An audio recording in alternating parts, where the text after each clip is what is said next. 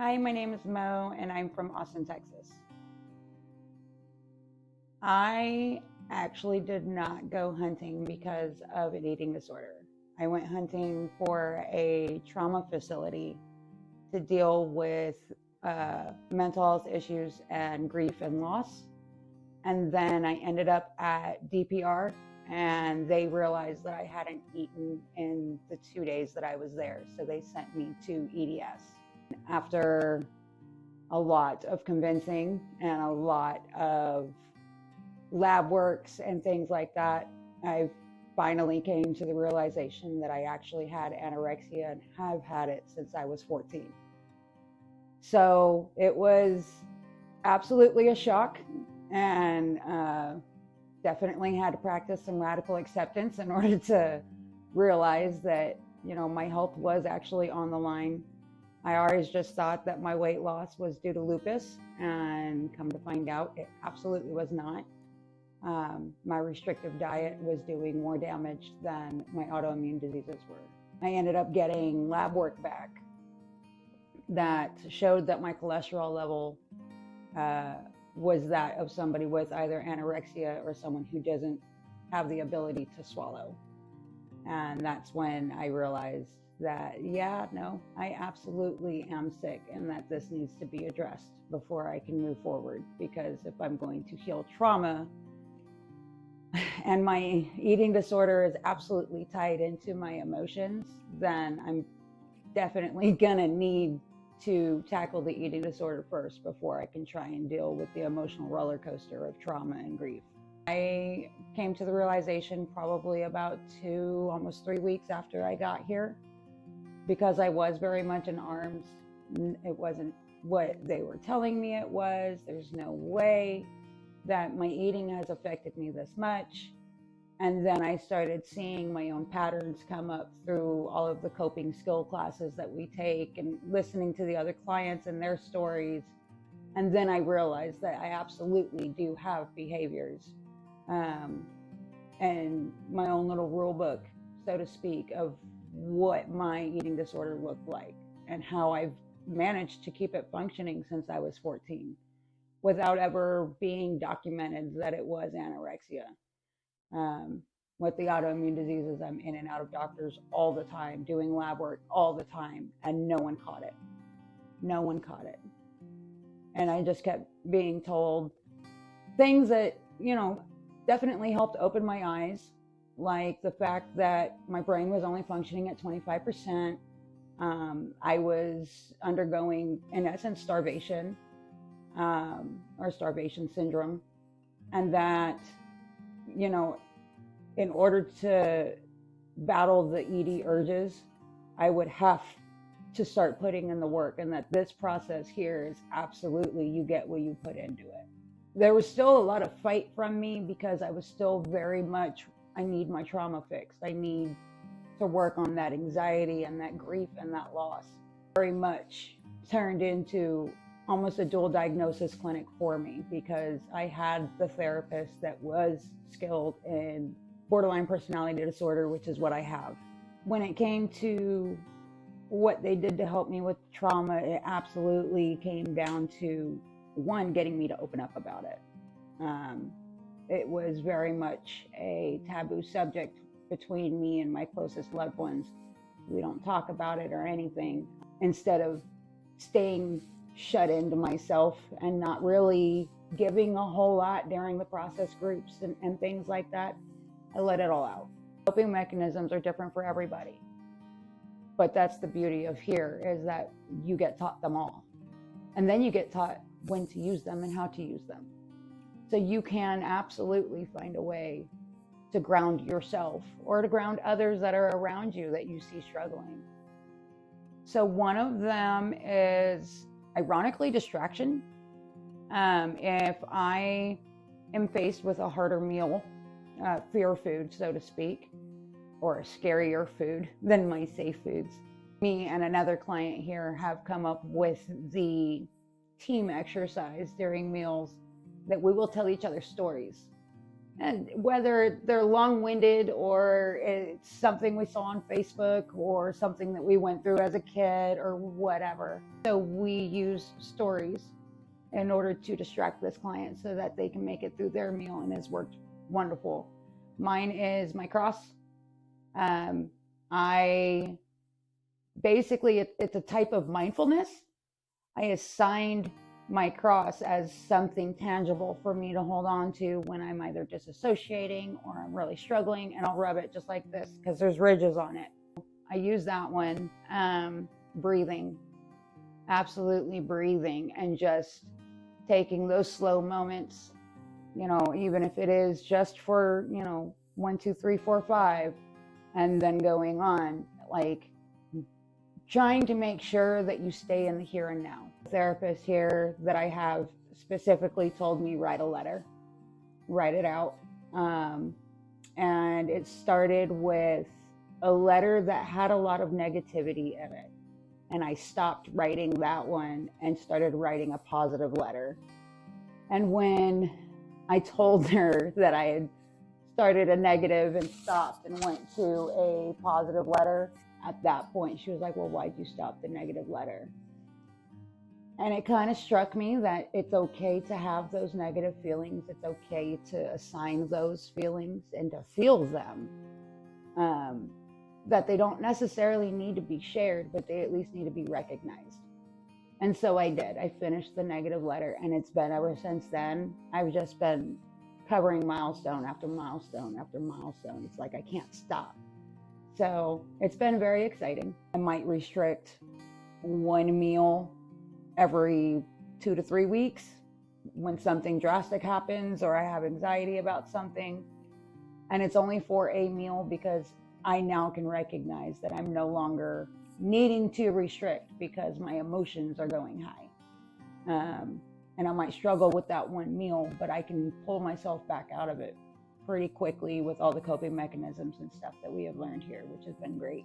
And it's helped with my ED, it's helped with my attitude, it has helped with my anger spikes, it's helped with my anxiety. If I need a ground, if I need to pull out of disassociation. And I've done a complete 180 from the person that walked in these doors in February to here we are almost in April. And I'm a completely different person. Absolutely completely different person. The support here has just been absolutely amazing. Absolutely amazing. Every single person on the clinical team, it doesn't matter if they're my direct clinical team or not.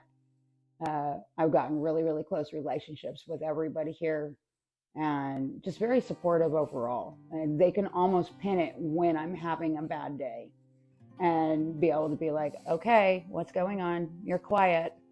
And whether I tell them or not is a different story, but just knowing that I have that support here has been amazing.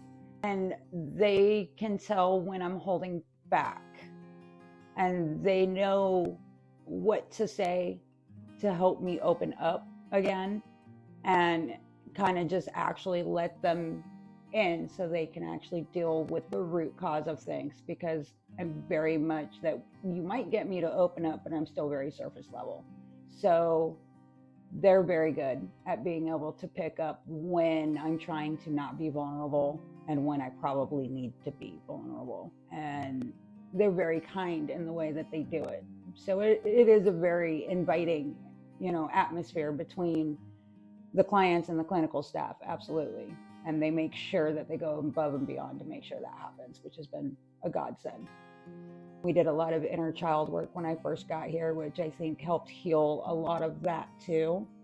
And yeah, now I absolutely can sit here and, at least admit to myself what the problem really is and what it is that I'm wanting to accomplish to fix the problem. Whereas before I was just sitting in a rat race, in a hamster wheel, just constantly going and not able to figure it out. And it was very frustrating and very confusing. And the more that I tried to figure it out, the more confused and frustrated that I used to get. So now I'm not so much, I have a new level of clarity from that vulnerability. So when I went through the first round of bloating, I hadn't seen that much weight on my body in almost 10 years. And then when it filled out and I caught that second wave of bloating, I really started getting concerned. Like, okay, I gained. Awesome. I no longer see bones. Awesome. When's it stop? And here I am, almost 7-8 weeks into being here, and I stopped gaining that big of a jump. You know what I mean? Like it did slow down. My metabolism started picking up to where, okay, we have food now. And it was recognizing that we need to process this out and put it where it belongs quickly. And so there is no more of a 2-week wait with the bloating. I might bloat for a day or two, and within the next couple of days, I'm noticing that it's gone where it needs to. And I don't think that I'm going to continuously gain. I've pretty much leveled out at this point. And I'm still eating the same amount of food. I haven't slowed down on my eating at all. In my opinion, there is no such thing as sick enough or not sick enough. If it comes down to it, to where it's interrupting your life or it's ruling your life, you're already sick enough. If you are practicing behaviors that are absolutely taking over and you feel out of control with them, you're already sick enough. We all come in different shapes and sizes. All the girls here and boys here are all different shapes and sizes. I've seen all different types of body types walk through this door in my 2 months here, and we're all sick enough. If you're in fear of coming, don't be. These people will absolutely help you find the base cause. It's not a surface level fix. They will absolutely help you figure out what caused your eating disorder or your behaviors, and how to cope with them and how to move past them, and also to help you solve the root cause of why. Why do you behave like this? Why do you enact these behaviors? Because there is a why. And a lot of it is very much emotional based.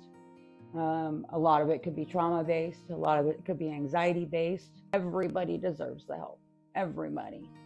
And eating disorders don't have a specific size that counts. We're all human. We all intrinsically have the right to be healthy and to have food. If there's restriction or any of the other, behaviors that are out there, then yeah, you absolutely are already sick enough.